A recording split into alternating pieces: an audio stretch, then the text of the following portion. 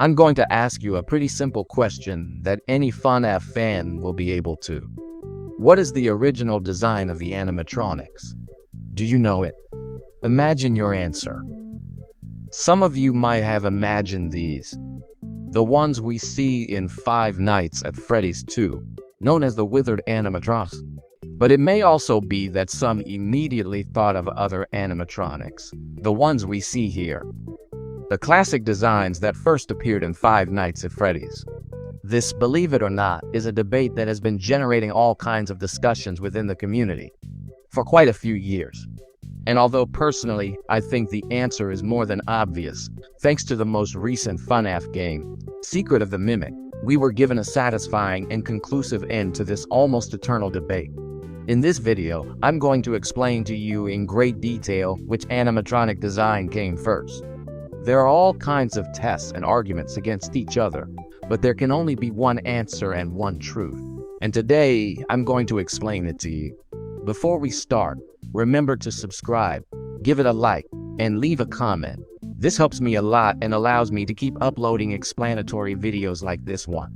Good morning, afternoon, or evening, let's begin.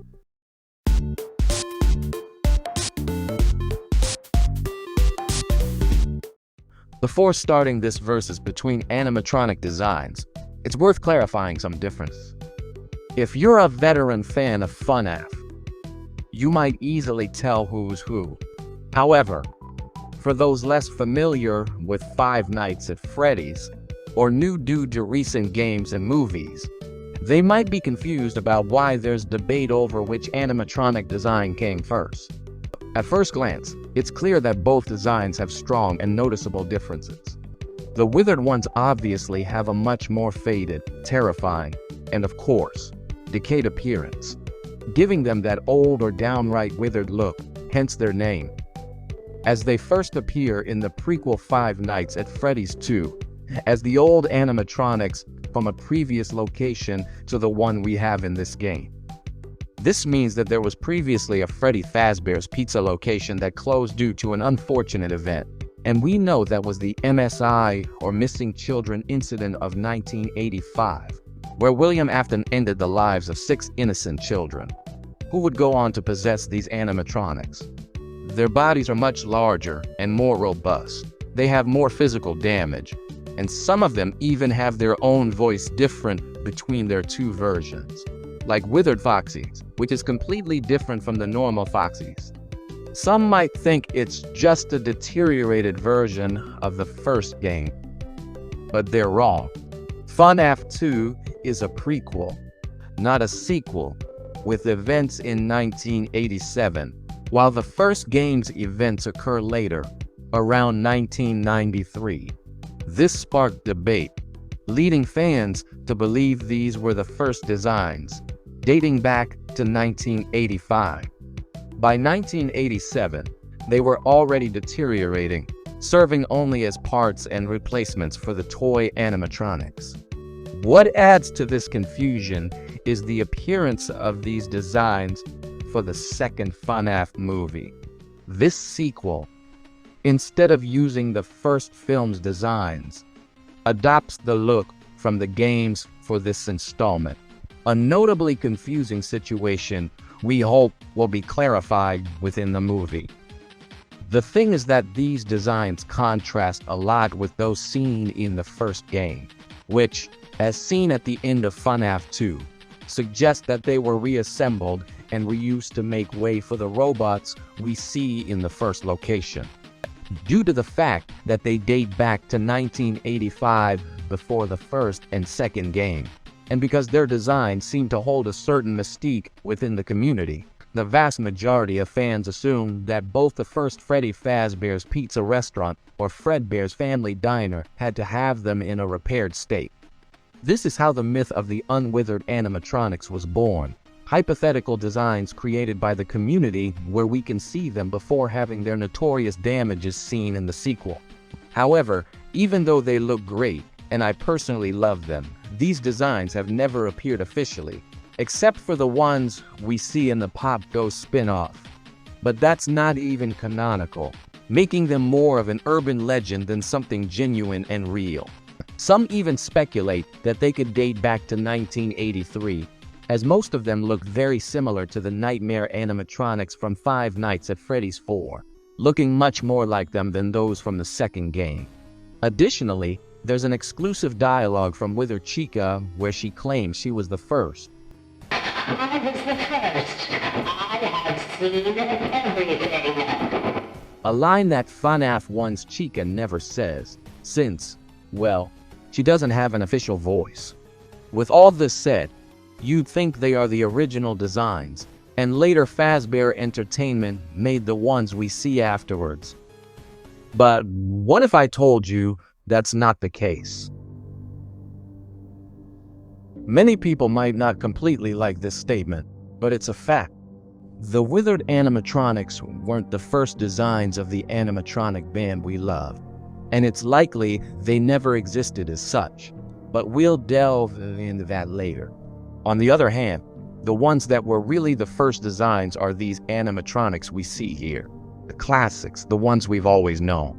It may be that most are confused or even amazed, since due to the withered appearance of the Wither, most must think that those from FNAF 1 are nothing more than mere reconstructions of the original Wither. Within the canon, and from the evidence I'll present, it's clear that the first design is actually the one we see in FNAF 1.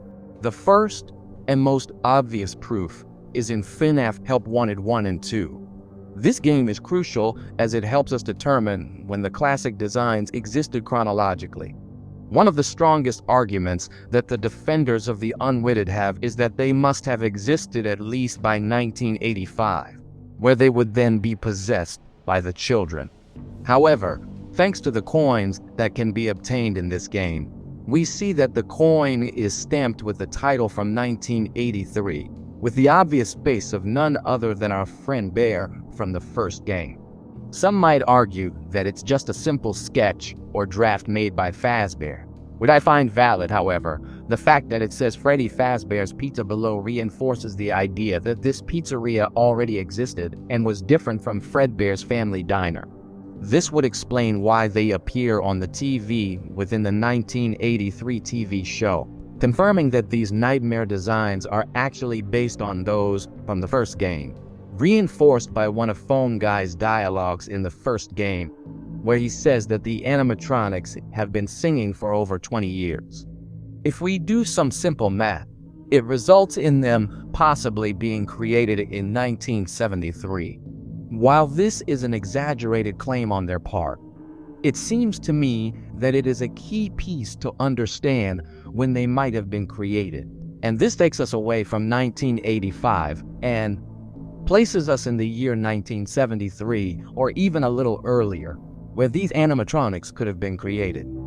In Security Breach, a couple of additional details were included that could lead us to understand that these designs were actually the original and first ones that came out. First, we have the cartoon Freddy Friends on Tour, which, although it features a completely different design for the characters to make them resemble more closely what we would see in a cartoon like Scooby-Doo, still have a certain appearance that vaguely reminds us of the classics from Five Nights at Freddy's. From the fact that Freddy doesn't have buttons, which is a vital difference between the first Freddy and the second, to the design of Foxy. Instead of resembling the Foxy we know from all along, it has the design of Captain Foxy, a special design of Foxy that we understand only the Foxy from the first game has for its own attractions, revealing that, in fact, there is a connection between the TV show and the classic designs we've always known. In addition to this, and several drawings in the game that suggest their appearances are the same. Another piece of evidence is in the logos that Fazbear Entertainment has. Regardless of the era we are in, all Fazbear logos generally feature the face of classic Freddy Fazbear. We have the logo seen in FNAF Special Delivery, which shows us the classic Freddy face that we all know, and this logo seems to be one of the first ones created for the company.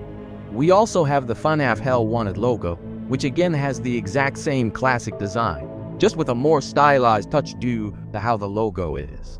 The only logo that differs in this argument is the one in Freddy Fazbear's Pizzeria Simulator, featuring Withered Freddy. Now, Some might think that this part completely debunks this claim, but if we look at the full cinematics, which is supposed to be an old tape, we see that the classic design of Freddy Fazbear reappears once again and on several occasions, demonstrating that both designs could easily coexist, but that the classic ones remained approximately from 1985 and 1983. This last point could also be confirmed thanks to the game Five Nights at Freddy's: Into the Pit, a game based on the Fazbear Frights novel of the same name, although at first it might not seem to contribute anything. Since theoretically it doesn't belong to the same line as the games, the reality is that it does.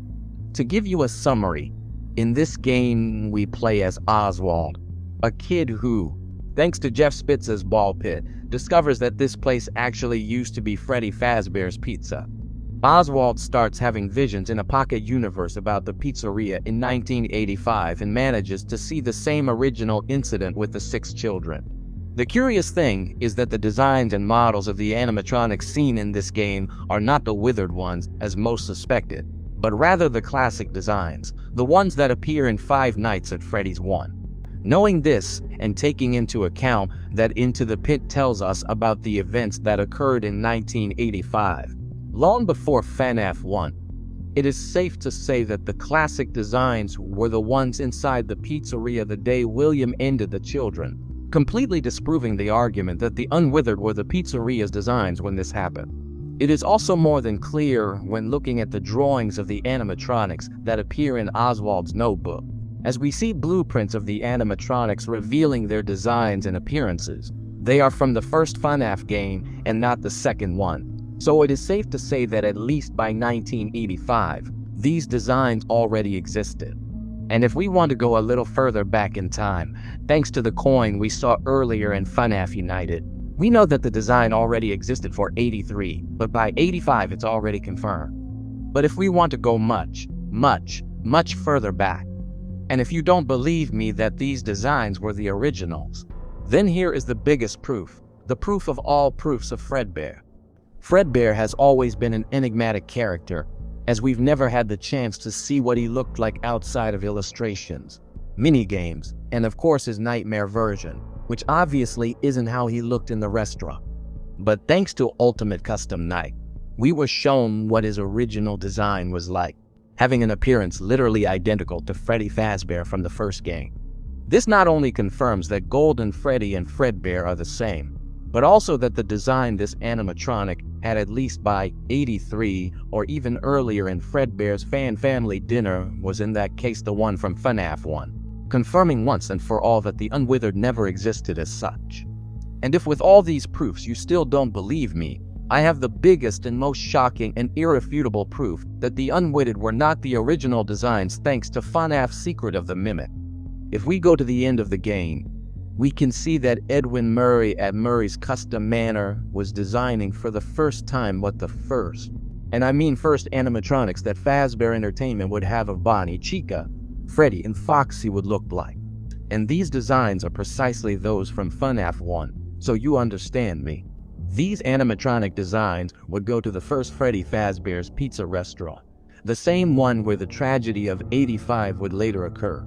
The same one they would return to use in 1993, and if we consider that the game takes place in 1979 and that they were probably worked on long before, it becomes clear that the classic designs were the first designs made for a Freddy Fazbear restaurant.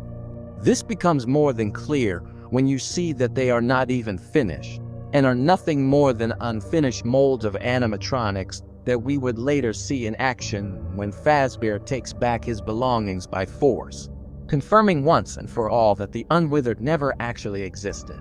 With all this concluded, and now knowing that the classics are the original designs, there's still a question that hasn't been answered. Why do they have such different designs?